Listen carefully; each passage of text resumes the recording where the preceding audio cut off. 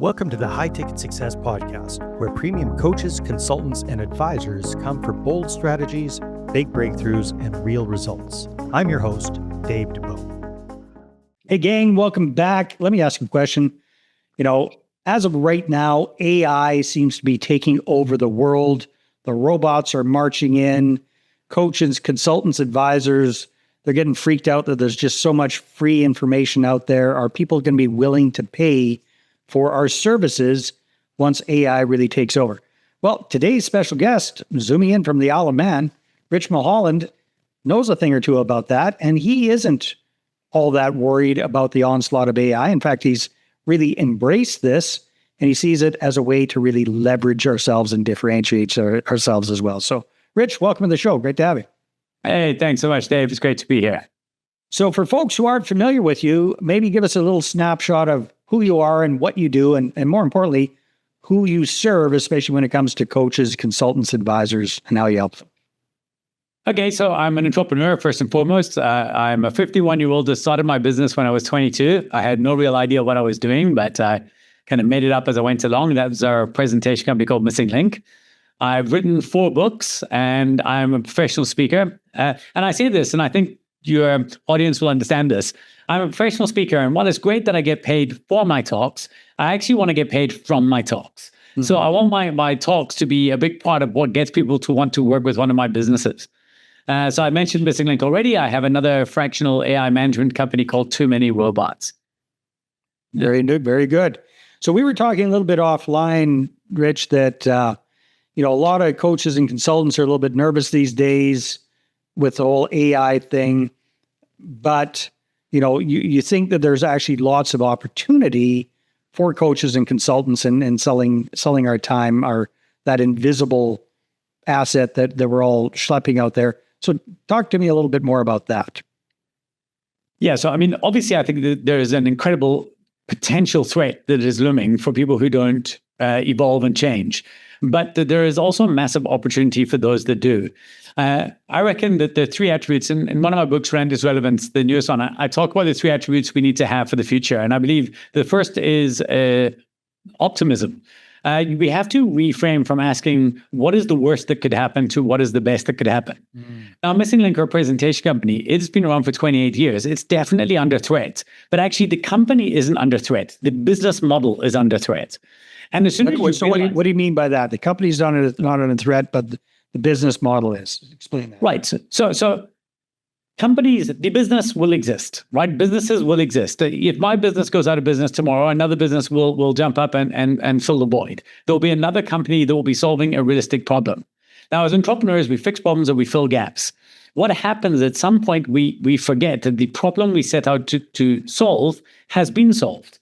And so we move from solving the problem to refining the solution, and our business grows that way.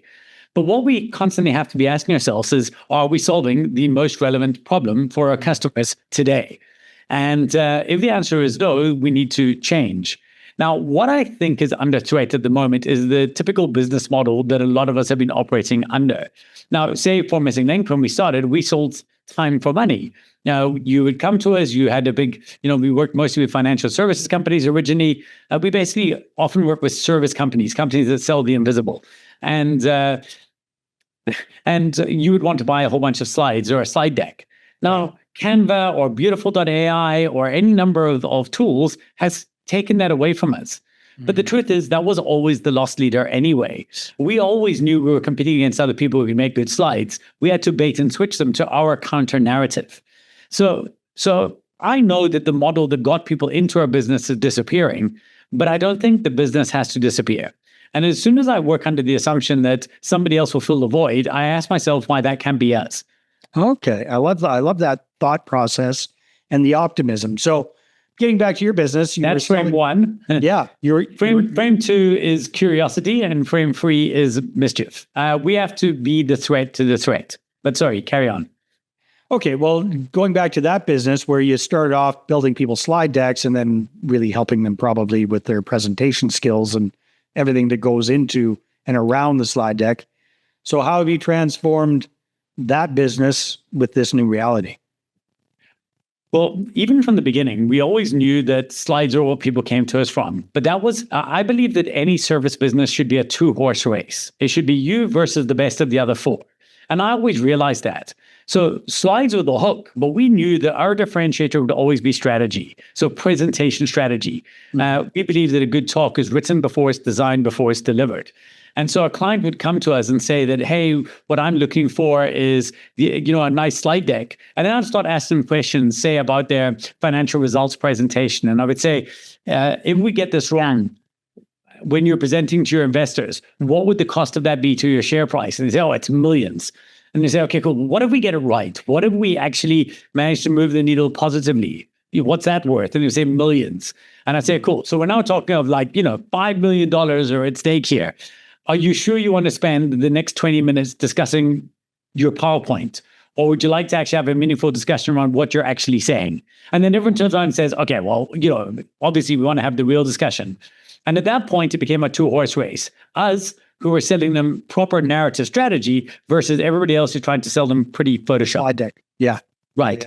And so that's what we're still doing. But we're just having to get a better hook, because our challenge is that the reason people came in the door, the slide deck, that's gone. That's gone. Yeah. Right. So what we have to find is other ways to appeal to people.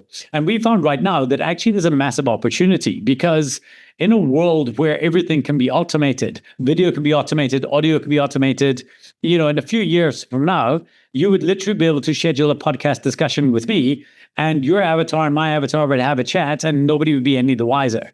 Mm-hmm. And so the last bastion for us of, high authority, long attention is showing up and speaking when you're on stage in front of the other humans. So we're really leaning into that the ability to communicate is your unfair advantage.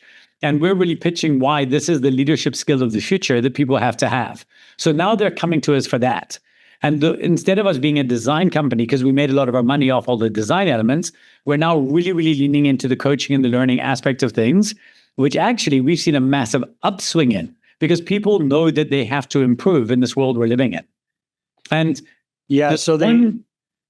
sorry, just before I lose my train of thought here. So yeah, the AI is great for content creation, but what I'm hearing under the surface there is people really want that human connection.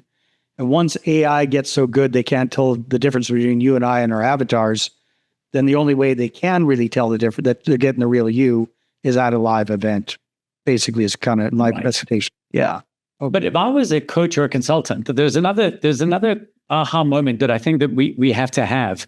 And that is that the AI is really, really good at creating staggeringly average. Yeah. So it's learning off what is out there. So in your field, to me, there is a novelty versus utility problem. And AI is pretty good at delivering some of the utility content, the content that we already know is correct. Mm-hmm. What it's not good at is considering new novelties. Now, there's a thinker by the name of Julian Shapiro, and he talks about 4 potential novelties that we have when we're, communicating with people. The first is you can be counterintuitive. The second is you can be counter-narrative. The third is an elegant articulation. And the fourth is shock and awe. Now, generally speaking, most of us, unless you're a futurist or something, shock and awe is not the thing. So we're usually playing in the other 3. Counterintuitive means that's something you're saying something that the audience thinks, I never really thought about it that way before. Right. Counter-narrative is, wait a minute, that's completely different to what I thought, what I've been told. And elegant articulation, well, that might be, Simon Sinek, when he did his talk around purpose, all he did was do an elegant articulation by rebranding the word purpose as the word why. And everyone was like, oh my goodness, this is the most amazing thing. But he didn't do anything new. Yeah. And like Mark Manson's book, that orange cover book, The Subtle Art of Not Giving I don't know if I'm spending you. That book, that was an elegant articulation of a book that came out 20 years before called Don't Sweat the Small Stuff. It's the same message. It's just a different articulation. Yeah, different package. So what we have to do if we want to beat the AIs is we have to recognize that we need to come up with our counter narratives. So if everybody else in my industry, you're not competing with AI, you're competing with the average. Because AI is just amplifying the average. So you've got to turn around and say, if everybody is saying this, what am I saying that is counter to that? So around the topic that people already care about. And I think if you do that, the AI can beat you because it can only be one step behind. It can't be one step ahead. Yeah, it's trying to catch up, right? That's, yeah, very, very good points. So speaking of AI, you've got another company that helps people with AI. Maybe just tell us briefly, what do you guys do with, I think it's called Too Many Robots? Good name, too. Yeah. Yeah. So what we do now is kind of different to when we started. When we started, I needed help getting started. And I was very, very frustrated because there was too many robots. Yeah. There was literally too many tools and I didn't know where to start. I was using ChatGPT as a Swiss Army knife, like a Leatherman. It was like doing everything, but it wasn't brilliant at anything. And it would just seem too expensive and too intimidating to, use tools for everything. So we came up with the idea that what if we were a fractional AI management firm? So we bought all the tools so our clients didn't have to. And we do a lot of that. But what we realized was that our clients have a key problem in that they get seduced by the potential of AI, but they're not ready for it.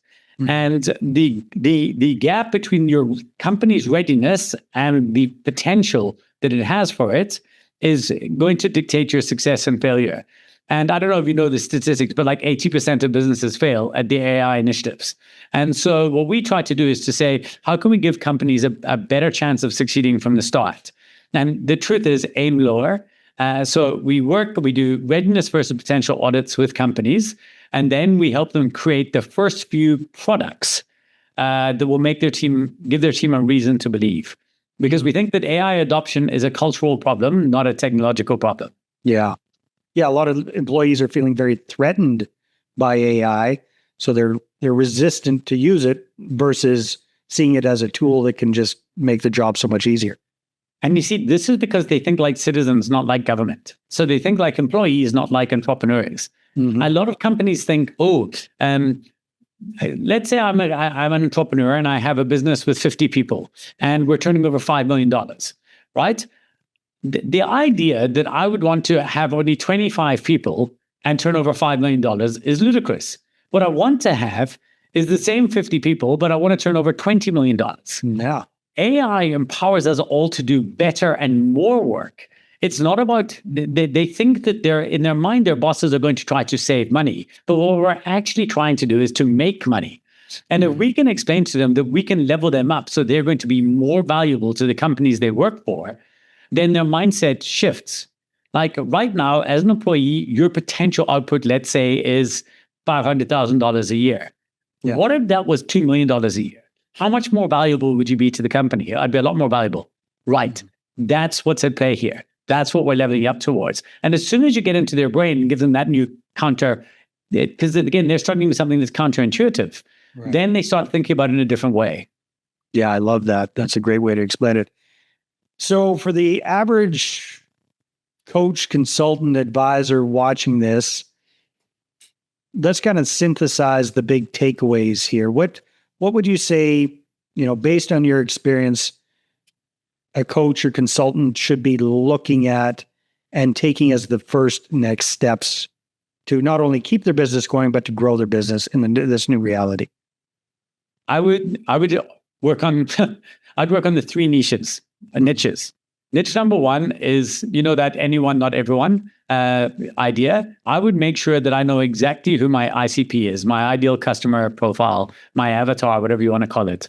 I think that we all trying to serve too many people, and it happens by accident. Missing Link was very focused on financial services, but then some of our clients left and went into retail. So then we started doing a bit of retail work, and then some other clients left and went into fast-moving consumer goods, and then we went into that. And now we do anything for everyone, and we actually think we're a bit lost. We need to get back to being niched again.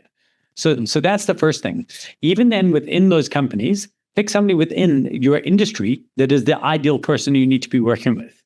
So for us, and Missing Link is just launching a new product where we're working with service company owners who have between $1 and $5 million in revenue, who are stuck being the lead rainmaker for their business. And then the third thing you have to do is to solve your third niche is your own counter narrative. So within your industry, within the area you solve, what are you going to war with that the rest of the industry holds as sacred? Are you willing to challenge? And if you can figure out those three things, the beginning of your differentiation strategy works. And it sounds like such a cliche, except in this case, I think it's true. Differentiate or die. Yeah. Right? Like I really do believe if you look like everybody else, you are replicable. Right? Because if everybody is offering the same thing, that's something the AIs can replicate. But if you're saying something that nobody else is saying, you are always winning. Yeah. Well said. Rich, if people want to connect with you, what's the best way for them to do that? I think if they go to getrich.af, that's my personal website, they'll be able to get in contact with me. I'd love them to connect with me on LinkedIn, so have a look for me there. And if they are interested in taking to the stage, storytostage.co would be where they will go. Perfect. Rich, thanks so much for being on the show. This has been great. All right, Dave. Thank you. All right, everybody, take care. We will see you on the next one. Thanks for listening to the High Ticket Success Podcast. Want to be featured? Share your story and inspire other premium coaches, consultants, and advisors? Apply now at highticketsuccesspodcast.com/guest.